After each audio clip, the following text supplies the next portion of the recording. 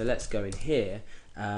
We need to first of all set a few variables up. So we need to say to is equal to something, and that's just going to be my email address. So I'm going to be sending this to my own email address. Since it's a contact us form, the inquiries are going to come to me. So this is my email address. The next one is the subject. So I'm just going to predefine the subject as contact form submitted, just to let me know when I receive an email the subject is contact form submitted. What this going to do is it's going to just let me know that a contact form has been submitted. That's all basically. It's up to you what you set the header to. Now the body is going to equal the contact text, so the text that the user has entered in this text field here. And we are going to also set headers, and the headers is just going to be from, and then the email address is going to come here. So why do we do this? So I'll just put the variable in first, so contact email. Now what this is going to do is when I receive the email on my Squirrel Mail client here, when I get the email, it's going to say it's from and the email address that the user actually typed in the HTML form. This way what I can do is I can quickly press reply, and it will set up a reply to this email address where it came from. So it's a really nifty way of being able to quickly, instantly reply to a user after you've had a contact form submitted. And if you don't understand what I mean, then I'll show you a bit later when I actually receive the email. So everything seems set up now. We've got the contact text in there. We've got from, and we need the also the contact name.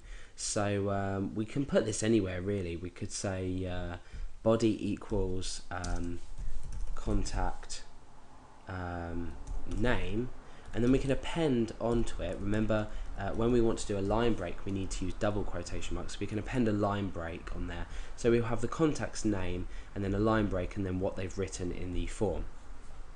So now that we've got each value here, we can use the mail function. So mail, the parameters are first of all who it's to, and then the subject, and then the body, and then the headers. But what we want to do is we want to double check that the email has actually been sent. So we can enclose this in an if statement.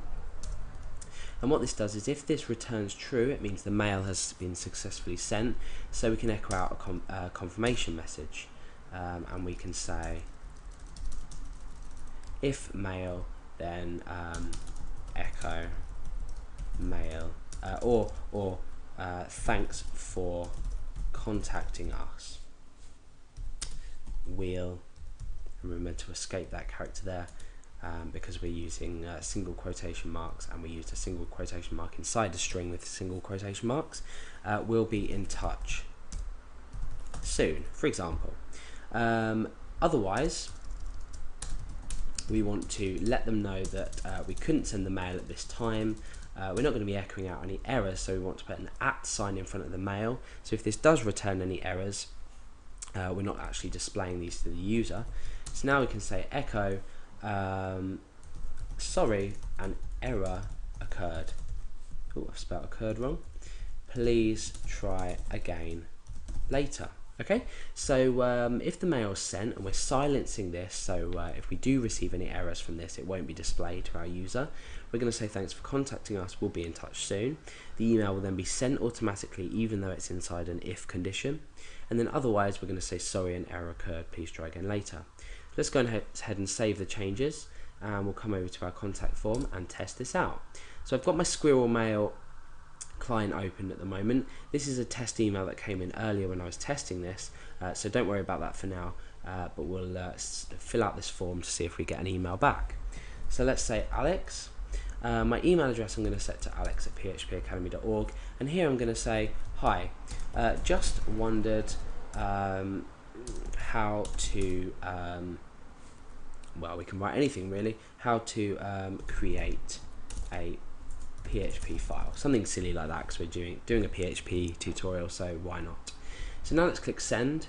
Thanks for contacting us, we'll be in touch soon.